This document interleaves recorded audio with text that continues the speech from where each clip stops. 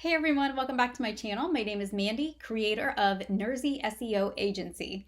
Today we're going to be talking about how to use the same keyword in multiple listings. I'm going to give you guys a couple of options and you can pick the one that works best for you. If you haven't yet, make sure that you hit that like and subscribe button and hit the little bell so you can get all the alerts as soon as we post brand new content. Okay, so let's get into this video. There are so many types of listings that you can make when we're talking about products and SEO. And a problem that a lot of people seem to run into is, what do you do when you have multiple products but you want to use the same keyword or the same type of keyword and you just can't seem to find any more, or you might be stuck. So I have a couple of options for you. So let's just take an example. Let's take a home decor store that has a brand new line of seasonal decor, and that line has 5 different candles with different fragrances. How do you get away with using the same keyword, like fall candle, for instance, but not repeating yourself or having duplicate content? I'm going to explore 2 options with you in this video that have worked well for me and other sellers, and obviously I've used this in my own store. Now, as a disclaimer, we don't want to ever duplicate a listing and keep everything the same. So, for example, you do not want to copy and paste over your description, because that would be duplicate content. You need to make sure that each page has fresh, unique content that is nowhere else inside of your website, because it just confuses the Google algorithm. So, the first way to do this is to have one listing with multiple options. So, a lot of sellers do this on Etsy and on Amazon, and they will have one product, but they will have all different kinds of options for you to select. Sometimes it's different colors, sometimes it's different fragrances, sometimes it's different flavors. Whatever those options are that you have, you can make those a drop-down menu where you can have the customers choose whatever that option is. Remember to feature images for each of those listings though. So if you have several different t-shirts, for example, and they all look a little bit different and they're different colors, make sure that you have those options in the image area, because that really does help your conversion rate. With this option, you can write a beautiful product description and your main keyword won't have to be used over and over again in other listings, which I highly recommend that you don't do.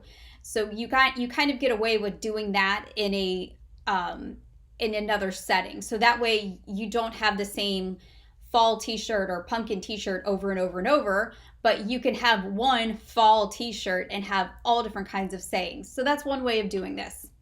Now, for that listing, that works really well. The other one is a little bit more involved, but I really think that it does give you a little bit of an edge when we're talking about SEO, because you have the opportunity to rank for more. But this is, of course, more involved. So with this, what you want to do is you want to use some kind of keyword tool, whether that is the Pro Tools that we use or the Google Keyword Planner. You really need to have some kind of keyword tool, because you never, ever, ever want to guess your keywords. Now, what you're going to do is you're going to have to go into the keyword tool and you're going to have to explore all the avenues and different options that there are for those differentiating products. So let's take our candle, for example. If it's a line of fall candles, maybe you want to have one product for each fragrance, like cinnamon candle or pumpkin spice candle or pumpkin pie candle or toasted marshmallow candle. And then those would be your keywords if those are actual keyword phrases. Now, I'm using that as an example, but obviously I haven't done the research to see if those are actual searched for keywords. So make sure that you search your keywords first. And that way your main keyword can be a longer tail keyword that might be better for those products, but you will have to write different product descriptions for each of those products as you move along. So instead of writing one product description, you might have to write 5 or 10. But you will get the opportunity to rank in 10 different ways for each of those main keywords that you have on those different listings. So hopefully that makes sense for you guys. Now, using SEMrush, I can go anywhere on the internet and I can see what the keywords are that anybody is using. So one of the tactics that I do is I will go to a competing website I will go into their domain overview, and on the domain overview about halfway down the page there is an area where all of the keywords that website ranks for on Google is listed, and I can go in there and I can actually search for those keywords. So if I'm again a candle maker and I go in there and I have this line of fall candles that I want to sell, I can actually go up into the search bar and I can type in the word candle, and it will filter out every single word or every single phrase that specific website ranks for that has the word candle in it. You can do this with rooms, you can do this with decor, you can do this with literally anything, as long as you have the right kind of site. Now, the only thing that I don't suggest doing is I would not do this for a big box store.